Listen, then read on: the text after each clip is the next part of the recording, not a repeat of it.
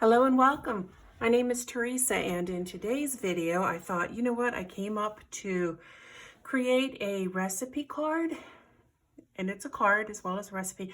And while I have created one of these tutorials for you, and yes, it's available out there on our page, it's the Stampin' Up Sweet Strawberry 3x5 recipe card holder, but the instructions called for using the envelope punch board. And I wanted to show you how you can create an equally lovely recipe card holder card without using the punch board. And that's what we're going to do today. Just to revisit this one a little bit, if you pull off the belly band, you can open the insert and there can be your recipe card.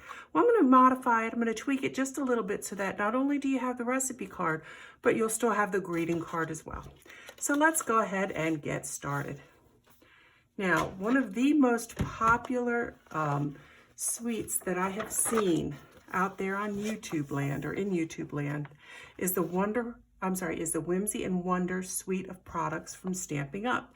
And yes, I did buy it because I fell in love with it too.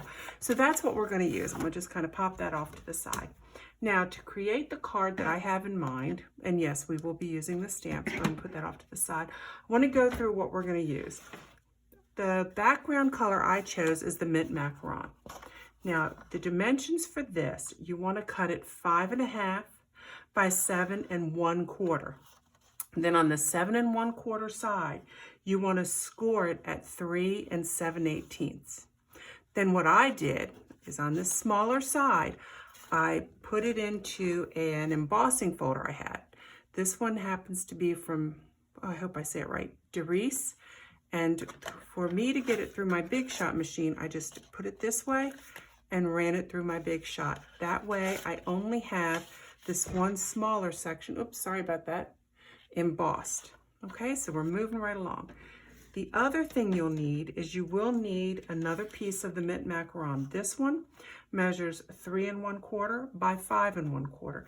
This is going to hold your 3x5 index card. Okay, and that's what's going to tuck inside, so they can take this, put it in the recipe book, but we are going to zhuzh this up a little bit to look like a greeting card. So let me put that off to the side.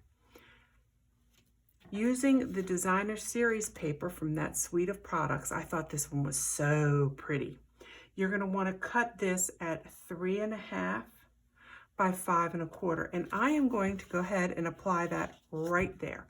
So that way when they open it, there's just something super cute and pretty right there on the card for them. I have my Stampin' Seal Plus, so I'm going to go ahead and put that on all 4 sides. Get that nice and done. And on the flat side, the back side. And do I want it to show? I do want it to show. Normally I line it up from the bottom. Well, this time I'm going to turn it over so that I'm working with the top, and I'm going to line it up at the top because I do want a little bit of this beautiful paper to peek through. See what I mean?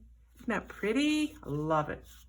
That quick, moving right along. Now, put that off to the side. The next thing you will need for the belly band, I'm using another piece of this designer series paper.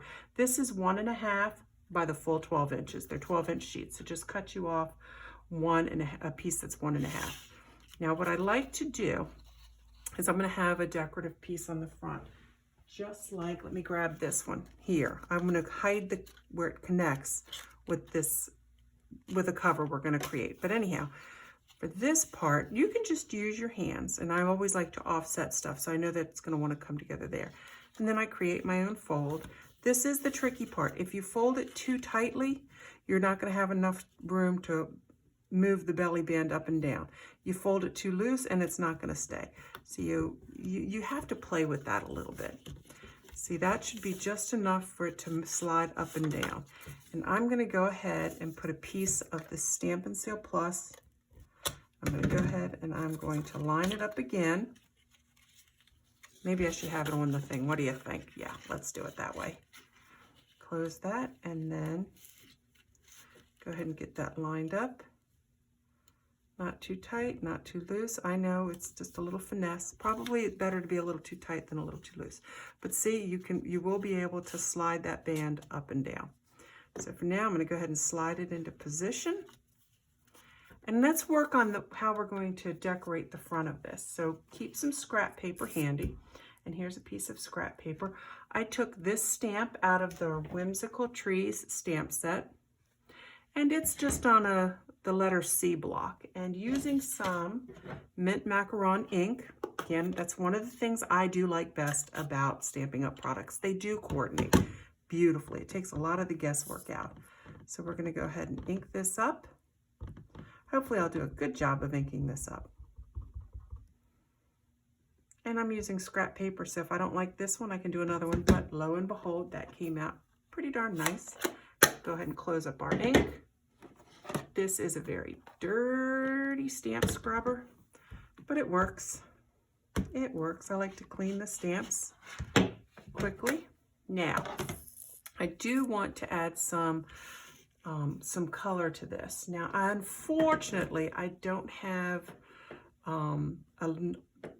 any Blushing Bride Light Pink, and I'm not so certain we have that in this stamping blend. I don't think they offer that. But anyhow, I do have the light polished pink, and it is a nice coordinating color to this set.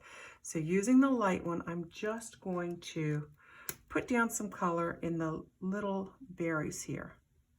Just throw some color down there. Bam. Then using my, I want to say this is light. Yes, read it that way. This is the light mint macaron. I'm going to fill in these two beautiful holly leaves.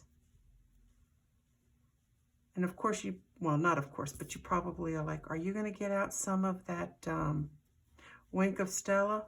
Oh, you know I want to, but before I do that, because I bought this suite of products, I do have the die to punch this out, and I keep them together. Here it is. So what we'll do is we'll line all this up. There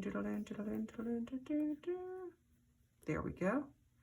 Take it over to the Big Shot and cut it out. And I did do that ahead of time. And here it is. So we have that one. Now the other thing, let's put the Wink of Stella on it right now. Sorry for reaching right in front of you, but that's where I keep some of the supplies while I make a mess. Let's go ahead and apply a little bit of this Wink of Stella. And I think I'm going to apply it to the berries. And it might not show up on camera, but in person, they'll be able to see it. And it just adds that little extra bit of shimmer. And I do like that. And I'll put that off to the side. Now you can use your same piece of scrap paper. And this time, I'm going to use the sentiment, wishing you Christmas cheer and magical moments that last all year. Pull that out. We can use that same block. And again, using the mint macaron ink, we're going to go ahead and stamp this up. Now you might be thinking, Teresa, why are you even doing this? Well, a friend of mine on Facebook asked if anybody wanted to partake, believe it or not, in a Christmas card gift exchange where you have to include a recipe. Hello, right up my alley, right? So you know I jumped on it.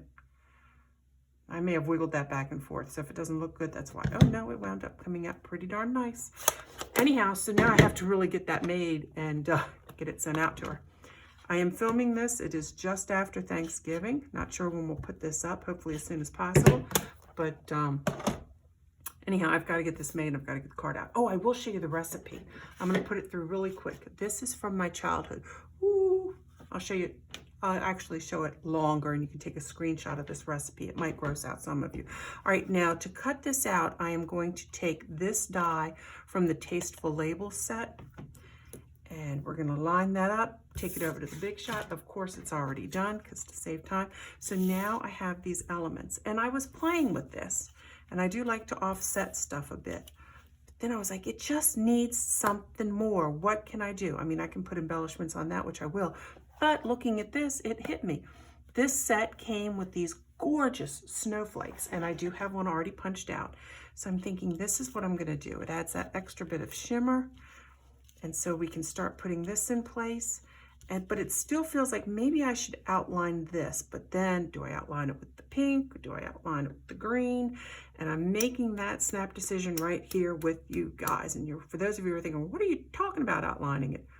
Let me show you. Oh gosh, this one, this one, this one, this one. I know.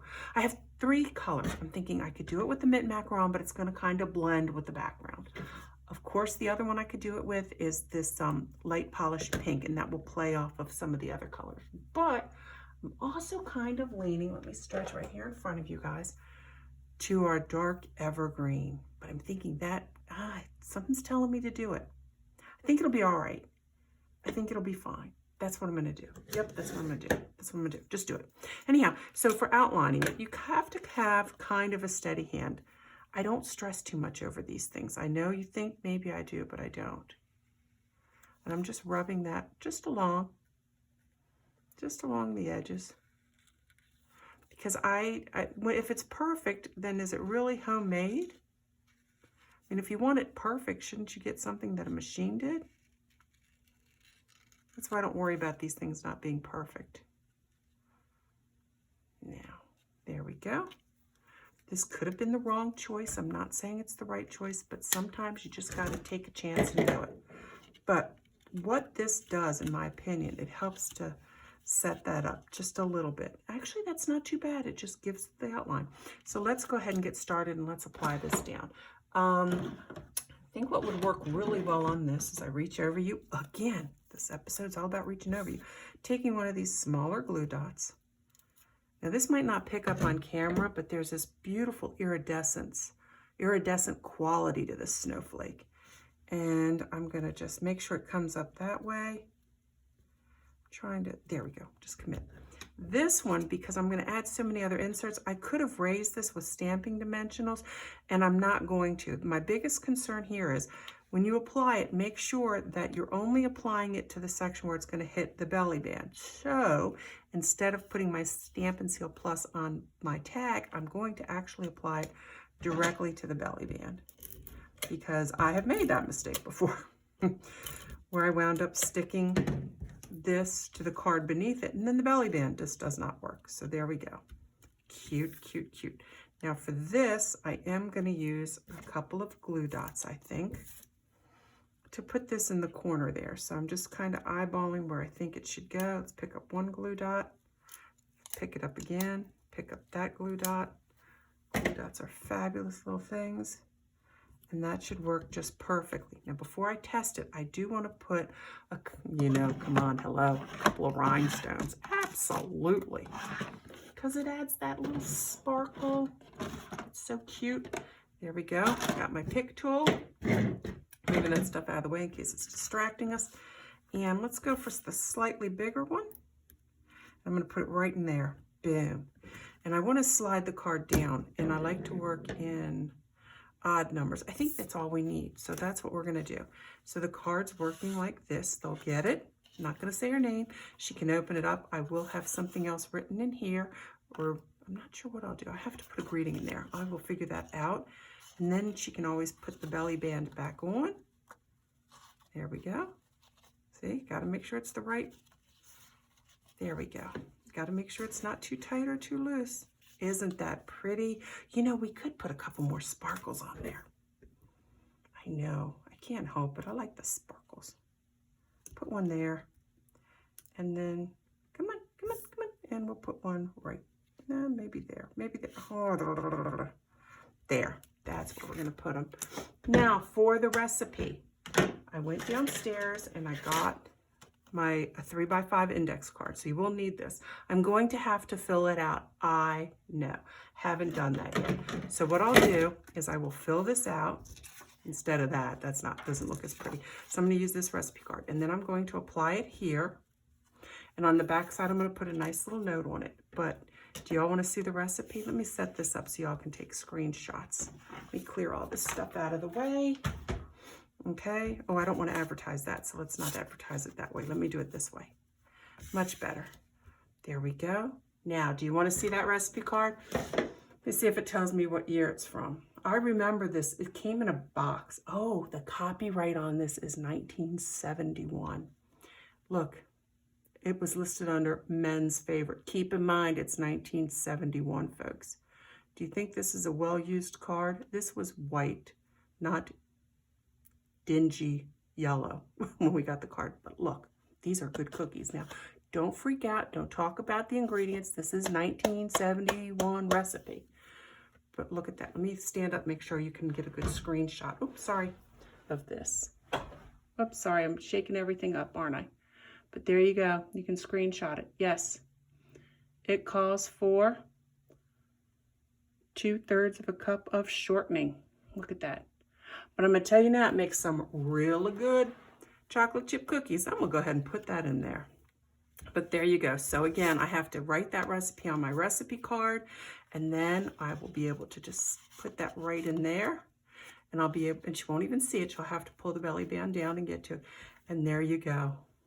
Isn't that a great idea? Does anybody else get excited about this stuff? I sure do. Anyhow, I hope you like this video. I hope you make a card. I hope you share one of your recipes with your friends. I am sure they would love it. You can always go a step above and beyond, and instead of mailing them the card and the recipe, you can take it over to them with some of the cookies or whatever the recipe's for already made. Hint, hint, hint, if anybody wants to bring one over to me. Anyhow, there you have it. Thanks for tuning in. If you haven't already subscribed to our channel, please consider doing so. But until the next time, and in the meantime, happy stamping.